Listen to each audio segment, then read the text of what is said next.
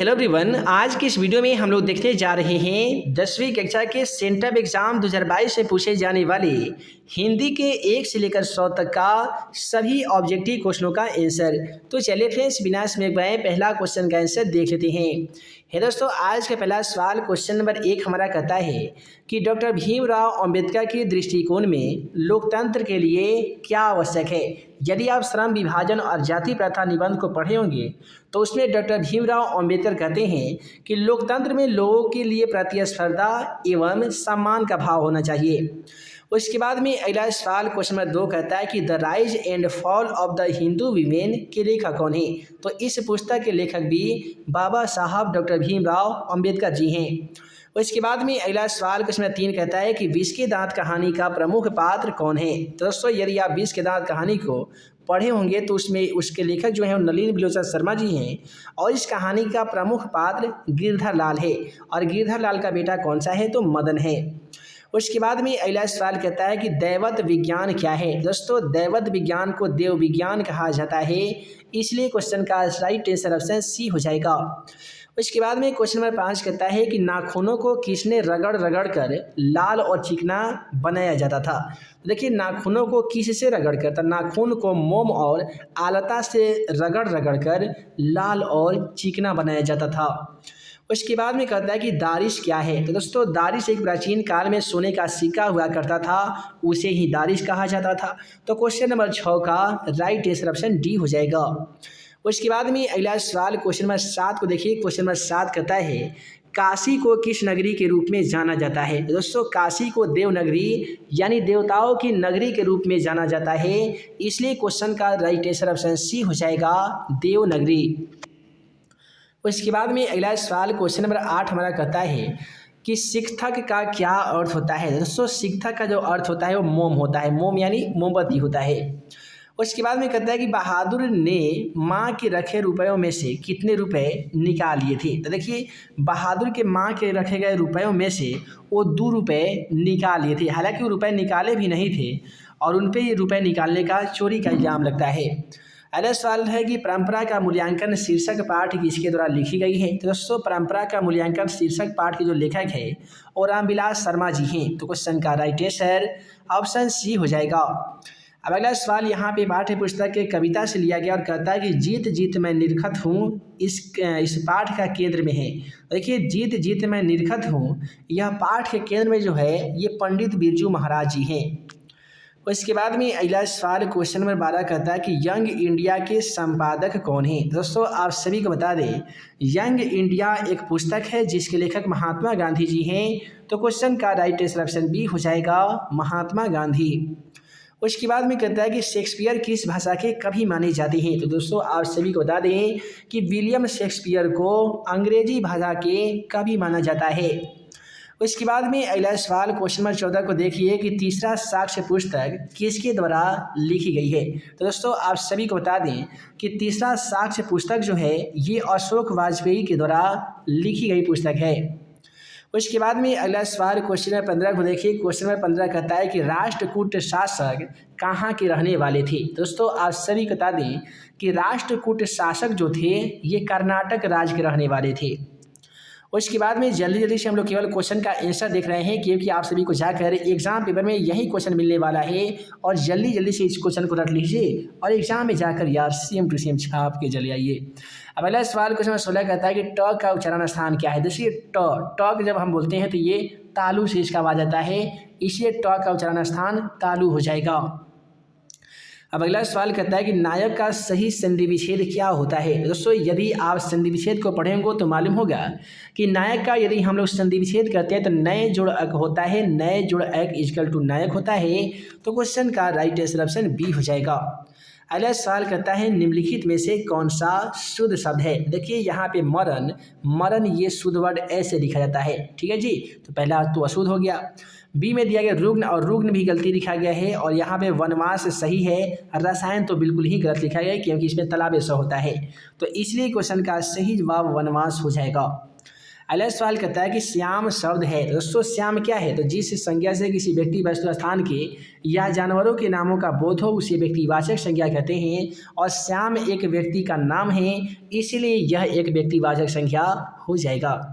अगला सवाल करता है कि फुटपाथ शब्द है। देखिए फुटपाथ पे दुकान लगती है, यदि हम ऐसे बोलेंगे तो ये स्त्रीलिंग वर्ड हो जाएगा। उसके बाद में कहता है कि कर्पूर शब्द है। दोस्तों अभी अभी काफ़ी ही फेमस सॉन्ग था कि कर्पूर गौरम करुणावतारम संसार सारम भुजगेंद्रहारम सदा वसंतम हृदयारविंदे भवम भवामी हृदय नमामि। तो इस प्रकार से हर हर शंभु वाला में भी बताया गया था कि कर्पूर शब्द का क्या शब्द होता है। तो कर्पूर ये तद्भव विदेशद विशेष नहीं होता है, यह तत्सम होता है। उसके बाद में है नेता शब्द का स्त्रीलिंग रूप क्या होता है।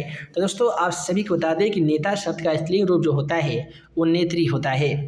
अगला सवाल कहता है सर्वनाम के कितने भेद होते हैं। आप सभी को बता दें कि जो शब्द किसी संज्ञा के बदले में आता है उसे ही हम लोग सर्वनाम कहते हैं जी। और सर्वनाम के पूरे 6 भेद होते हैं, ये भी जान लीजिए। और देखिए संज्ञा के कितने भेद होते हैं। तो दोस्तों संज्ञा के 5 भेद होते हैं, संधि के होते हैं 3 भेद, और यहाँ पे प्रत्यय उपसर्ग ये 2 होते हैं, और 4 होते हैं किसका भेद। तो यदि आप नाउन प्रोनाउन पढ़े होंगे तो नाउन के 5 भेद, प्रोनाउन के होते हैं 6 और कारक के होते हैं 8, ये भी याद रखिएगा। उसके बाद में कहता है कि यह घर किस विशेषण का उदाहरण है। यह घर एक शब्द है, अब बताइए कि यह किस विशेषण का उदाहरण है। तो विशेषण किसे कहते हैं। तो जो शब्द किसी संज्ञा सर्वनाम की विशेषता को बतलाता है उसे ही न विशेषण कहते हैं जी। और विशेषण के होते हैं पूरे 4 भेद। एक होते हैं गुणवाचक विशेषण, संख्यावाचक विशेषण, सर्वनामिक विशेषण और परिमाणवाचक विशेषण। तो इसमें यह घर है, यह घर, वह घर, इसका, उसका ऐसे बोलते हैं, तो ये सर्वनामिक विशेषण के अंतर्गत आता है। उसके बाद में कहता है कि जिसका कर्म हो या जिसके साथ कर्म की संभावना हो उसे क्या कहते हैं। तो सकर्मक क्रिया कहते हैं। सकर्मक क्रिया का परिभाषा ही होता है कि जिसके साथ कर्म हो या जिसके साथ कर्म की संभावना हो उसे हम लोग सकर्मक क्रिया कहते हैं।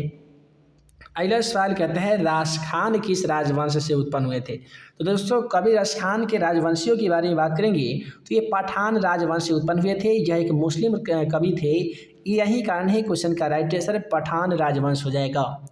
उसके बाद में कहता है कि जो मन मालिक ले गयो चीतय चोर नंदन किस कविता की पंक्ति है। दोस्तों प्रेम ऐनी श्री राधिका, इसी के जो लेखक हैं ये घनानंद है, और इसी के द्वारा एक सुप्रसिद्ध कविता जिसका नाम है प्रेम ऐनी श्री राधिका, जिसमें राधा और कृष्ण के प्रेम के बारे में बताई गई है। उसके बाद में क्वेश्चन नंबर 28 को देखिए। क्वेश्चन नंबर 28 कहता है कुंवर नारायण की कविता क्या है। तो दोस्तों कुंवर नारायण के द्वारा रचित सुप्रसिद्ध कविता आपके पाठ्य पुस्तक में एक वृक्ष की हत्या है। उसके बाद में है कि कवि प्रेमधन अपना आदर्श किसे मानते थे। दोस्तों प्रेमधन अपना आदर्श भारतेंदु हरिश्चंद्र को मानते थे। उसके बाद में अगला सवाल क्वेश्चन नंबर 30 हमारा कहता है कि लौट कर आऊँगा फिर कविता किस कवि द्वारा अनुवादित है। देखिए लौट कर आऊँगा फिर यह जो कविता है ना जी विनोद कुमार शुक्ल के द्वारा अनुवादित है। उसके बाद में कहता है कवि जीवनानंद दास किस भाषा के प्रसिद्ध कवि हैं। दोस्तों कवि जीवनानंद दास जो हैं ये बांग्ला भाषा के प्रसिद्ध कवि माने जाते हैं। उसके बाद में है कि आंगन के पार द्वार किस कवि की रचना है। तो याद रखिएगा आंगन के पार द्वार जो हैं ये सचिदानंद हीरानंद वात्स्यायन अज्ञेय की है, और हालांकि इनका शॉर्टकट जो नाम होता है ना जी अज्ञेय ही होता है। उसके बाद में अगला सवाल कहता है कि मानव का रचा सूरज मानव को भाप बनाकर सूख गया, यह पंक्ति किस कविता की ली गई है। तो याद रखिएगा यह पंक्ति हिरोशिमा कविता से ली गई है। उसके बाद में अगला सवाल क्वेश्चन नंबर 34 कहता है जनतंत्र का जन्म कविता के रचनाकार कौन है। देखिए रामधारी सिंह दिनकर के द्वारा आपके पाठ्य पुस्तक की काफ़ी ही सुप्रसिद्ध कविता है जिसका नाम है जनतंत्र का जन्म। हालांकि भारत माता से पूछा जाएगा तो भारत माता के लेखक कौन है, तो ये सुमित्रानंदन पंत जी हैं। उसके बाद में कहता है कवि रसखान द्वारा कृष्ण भक्ति संबंधी रचनाएं प्राप्त होती थी। तो यहाँ पे क्वेश्चन का सही जवाब हो जाएगा सुजान रसखान में। इसके बाद में है चितंबरा किसके द्वारा लिखी गई है। दोस्तों सुमित्रानंदन पंत के द्वारा चितंबरा भी लिखी गई है और भारत माता चैप्टर भी लिखी गई है। उसके बाद में है कि गुणाकर मूले का जन्म कब हुआ था। तो दोस्तों आप सभी को बता दें कि सन 1935 ईस्वी में जब भारत में RBI यानी रिजर्व बैंक ऑफ इंडिया की स्थापना हुई थी, उसी समय में गुणाकर मूल्य का जन्म भी हो गया था। बेटे के आंसू क्यों आते हैं? देखिए, बेटे के जो आंसू आ जाते हैं वो विफलता के कारण आ जाते हैं, यानी असफलता के कारण आ जाते हैं। कवि धर्मवीर भारतीयों द्वारा भाषांतरित कविता क्या है? तो उस कविता का नाम है मेरे बिना तुम प्रभु।